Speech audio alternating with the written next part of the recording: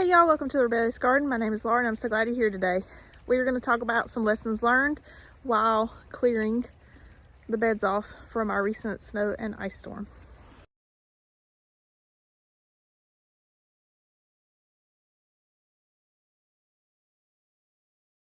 So if you haven't seen previous videos where I talk about where the name The Rebellious Garden comes from, it comes from two different reasons. One, because I've never really been the person who fit in growing up. I was always a little bit of an oddball in a good way. I guess now I kind of realize that it was a good way, but I've always kind of done things my way, including in the garden. I don't follow plant spacing. I don't plant things together that get along. I kind of do my own thing, and I realize with this that doing my own thing would have actually worked out better for me. So what do I mean by that?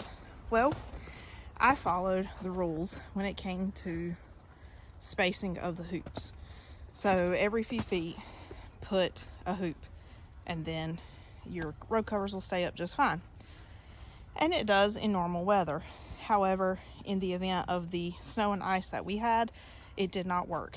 Disclaimer, it is best practice to remove your row covers when you're going to be getting snow. However, where we were going to be switching between freezing rain, snow, and sleet, I decided to leave my covers up, especially because my tulips had gotten so big I didn't want them to get damaged. So this bed right here is an example of where I had my hoops spaced appropriately according to not the rules but the instructions.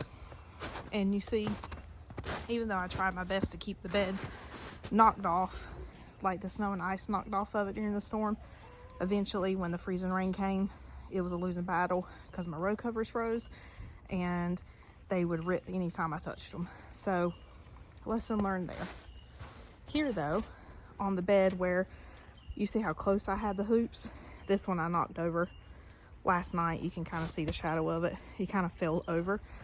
But this bed right here, where I had the hoops like 1.5 feet, maybe 2 foot apart, doing my own thing once again, yep, it did the best during the ice and snowstorm. It was the easiest one to keep the snow and ice knocked off of. Even after the covers froze in the freezing rain, it was still the easiest one to manage versus the one where I followed the rules. And my wonderful husband is helping me clear the beds. Thank you, dear.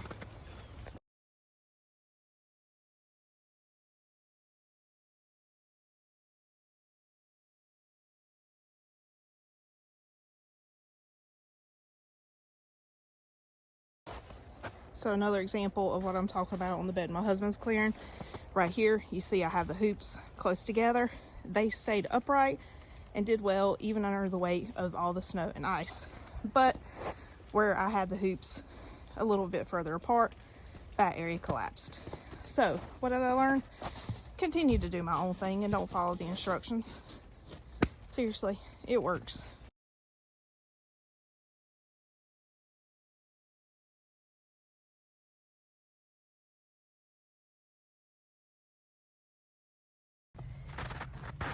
So in the future,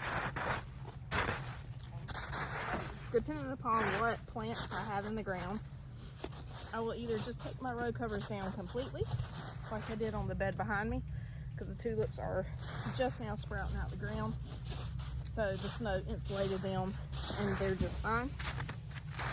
But for the things I do want to keep covered, just out of an abundance of precaution, I will do the spacing my way when it comes to row covers instead of following the instructions, because the beds that I did it my way were much better protected under the weight of the snow and ice and much easier to maintain.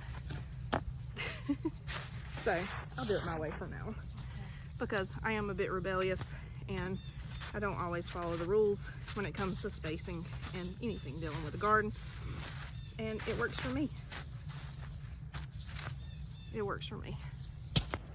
So lessons learned, will be better prepared for the next storm. Closer spacing on my hoops, do it my way, not the way the instructions say to do it. It's worked out for me so far. Knock on wood, it'll keep working out for me. So find out what works for best for you in your garden. You don't have to always do the things the way that other people do it. Figure out what works best for you and do it your way. Seriously. It's worked for me so far. Again, knock on wood. Well, thank you for joining me. I hope you have a blessed day.